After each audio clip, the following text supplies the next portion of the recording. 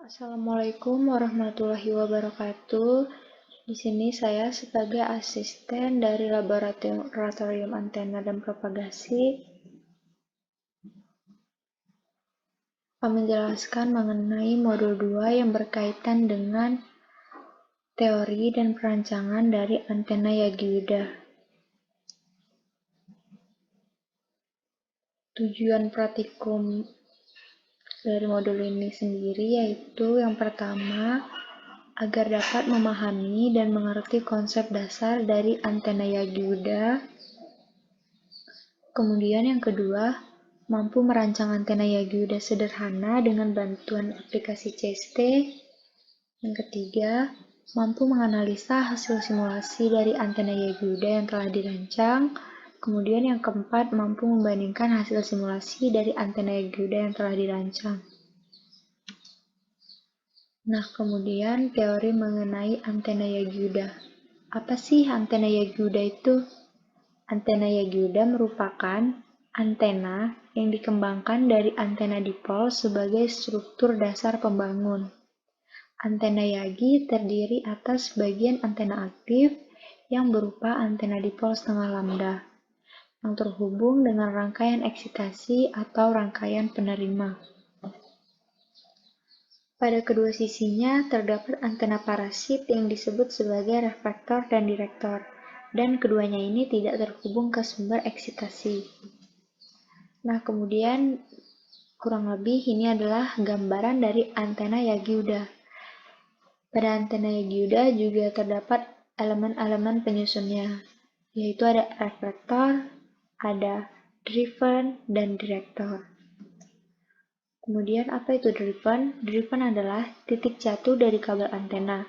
Biasanya panjang fisik driven adalah setengah panjang gelombang atau 0,5 lambda dari frekuensi radio yang dipancarkan atau diterima.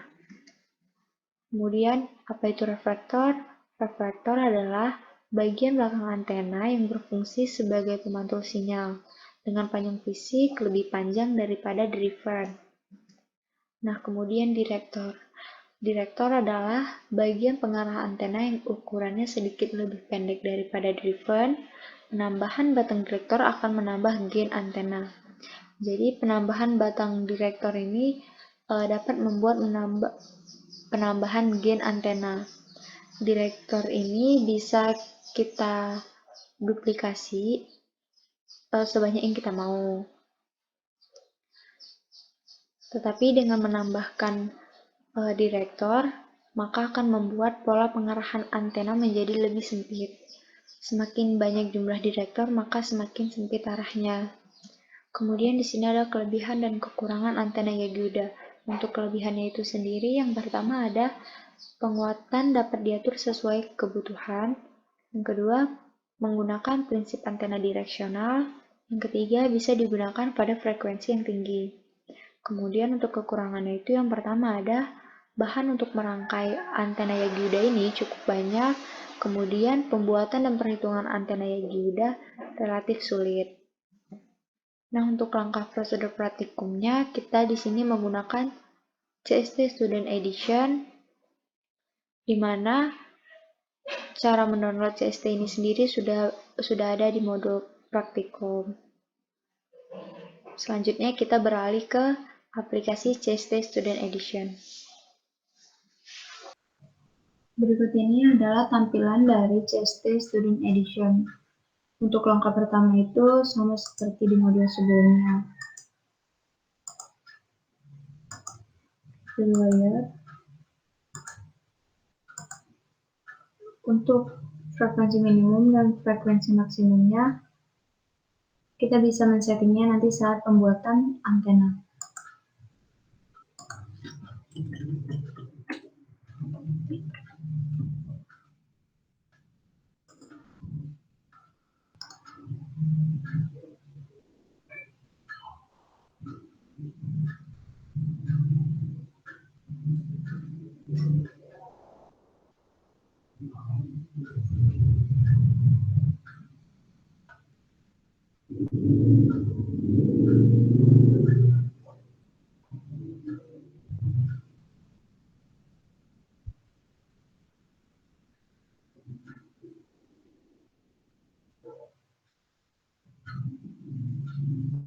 Berikut ini adalah tampilan dari lembar kerja CST Student Edition. Untuk langkah pertama itu kita membuat parameter list ya. Untuk parameter list ini sendiri bisa lihat di prosedur praktikum pada modul praktikum.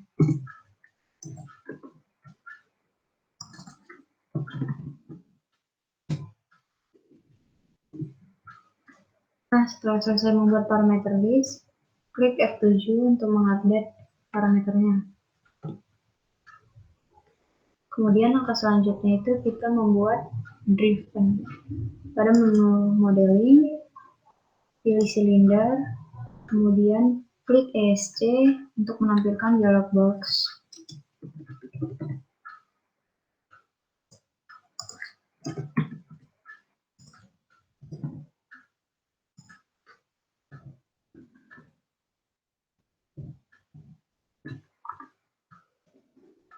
Untuk instruksi pada dialog box ini bisa dilihat di modul praktikum.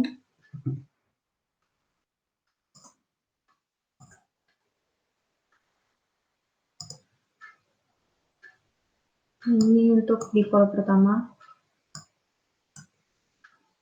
Kemudian kita membuat default kedua dengan cara yang sama.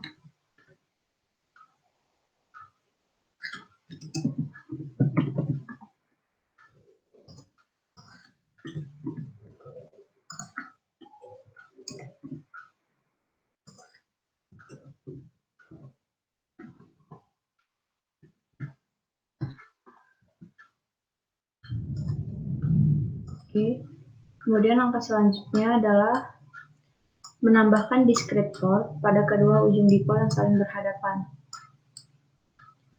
Untuk discrete portnya itu ada di menu simulation, kemudian discrete port.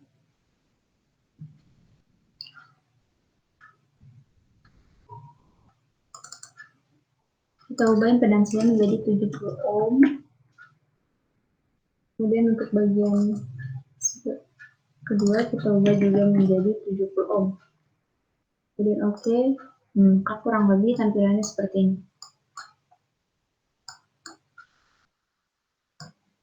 Kemudian langkah selanjutnya adalah men-setting frekuensi. Untuk minimum frekuensinya 0,5, maksimum frekuensinya 1,5. Oke, kemudian setelah selesai men-setting frekuensi, kita setting boundaries. Nah, kemudian dia akan menampilkan open edge space, dan klik OK. Langkah selanjutnya adalah kita beralih ke navigation tree dan pilih field monitor, klik kanan, kemudian new field monitor. Pada type kita pilih E-field, untuk frekuensinya 0,962. Oke, lakukan hal yang sama, klik kanan, new field monitor. Kemudian pilih half field and surface current 0,962 untuk frekuensinya. Oke, kemudian klik kanan lagi, di field monitor, pilih far field untuk frekuensi sama. Untuk frekuensi ini sudah sesuai dengan prosedur praktikum. Oke, setelah itu langkah selanjutnya adalah pengukuran front to back ratio atau FDR. Di sini kita pilih menu post processing, kemudian kita klik resulting template. Pada box pertama ini kita pilih far field and antenna properties. Untuk box yang kedua kita pilih far field result. Kemudian setelah muncul dialog boxnya kita pilih all setting.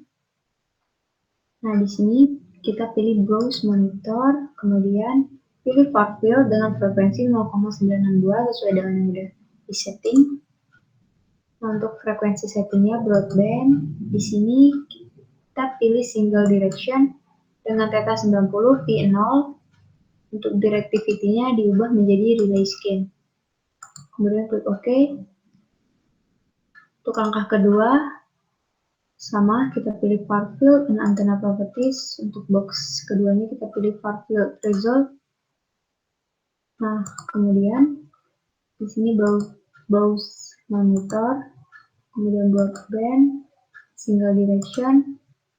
Di sini untuk P-nya kita ubah menjadi 180. Directivity ubah menjadi relay scan, kemudian oke.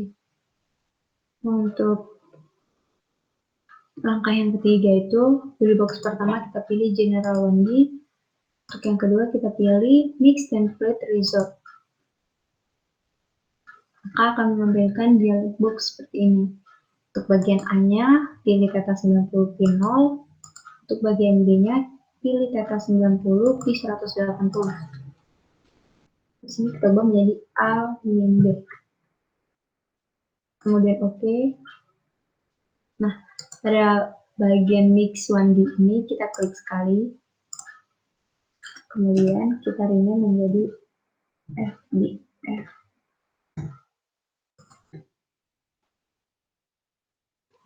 Nah, kemudian setelah selesai, close, kita balik ke menu simulation, kemudian kita running dengan cara mengklik setup solver pada menu simulation, kemudian klik start. Kita tunggu beberapa saat untuk melihat hasil.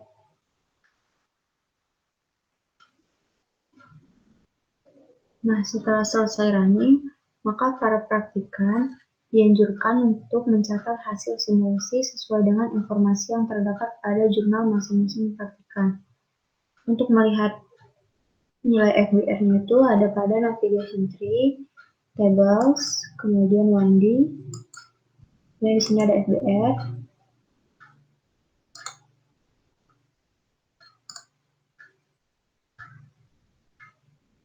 Kemudian kita lanjut ke langkah selanjutnya. Langkah selanjutnya yaitu menambahkan elemen reflektor dengan menggunakan silinder pada menu modeling. Di sini kita mulai untuk pembuatan antena lagi.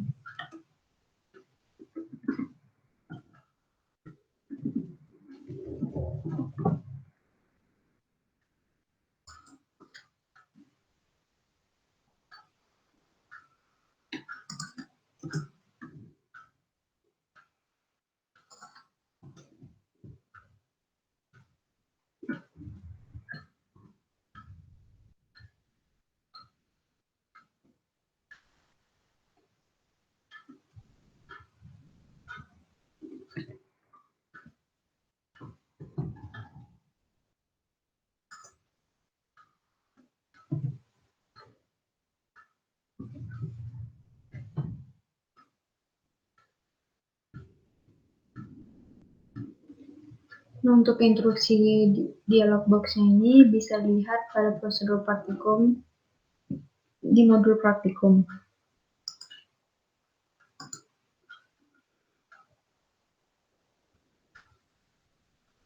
Nah, di sini udah menambahkan elemen reflektor.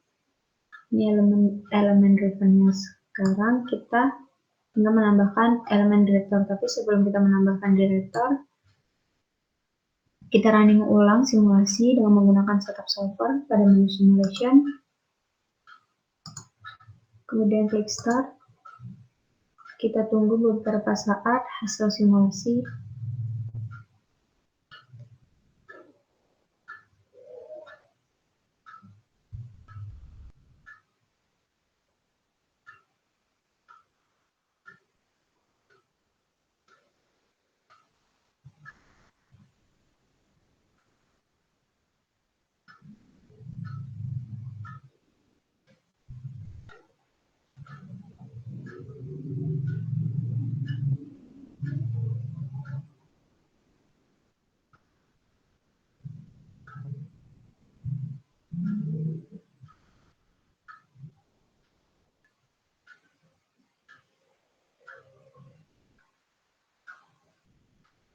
Nah, berikut ini hasil dari simulasinya. Pada tahap ini, para praktikan dianjurkan untuk mengamati perubahan yang terjadi pada perancangan antena ini, seperti perubahan nilai SPR, FDR, gain, dan lain-lain, dan mencatat hasil perubahan tersebut pada jurnal masing-masing praktikan.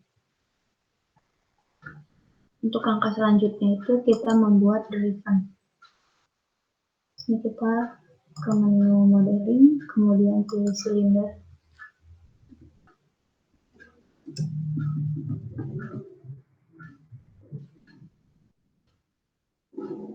Maaf, direktor.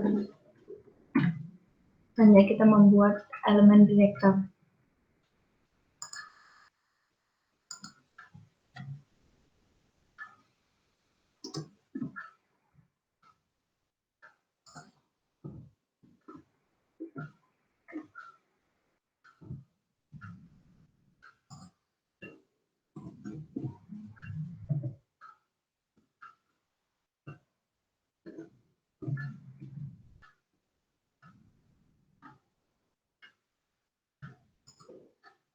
Untuk instruksinya ini yang ada di dialog box bisa dilihat di prosedur praktikum pada modul praktikum.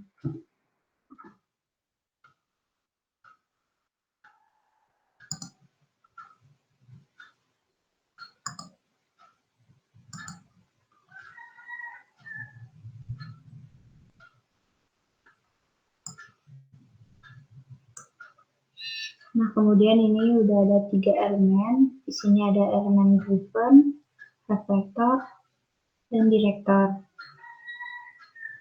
Untuk membuat duplikasi elemen direktor, klik kanan pada komponen dan pilih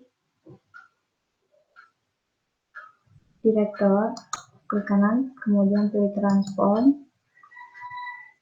Pada operationnya pilih translate, kemudian copy. Di sini kita akan menduplikasi sebanyak 5 direktor. Nah, di sini adalah jarak antara elemen yang diinginkan, jarak antara direktornya. Di sini untuk jaraknya itu 0,31 dikali lambda.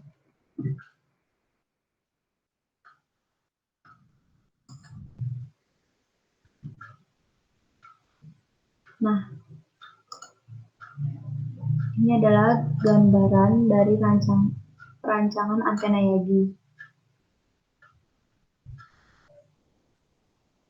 Untuk reflektornya itu ini, untuk direktornya ada direktor 1, direktor 2, direktor 3, direktor 4, direktor 5, kemudian ini antena dipolnya. Nah, begini kurang lebih rancangan dari atau bentuk dari antena Yagi-Uda.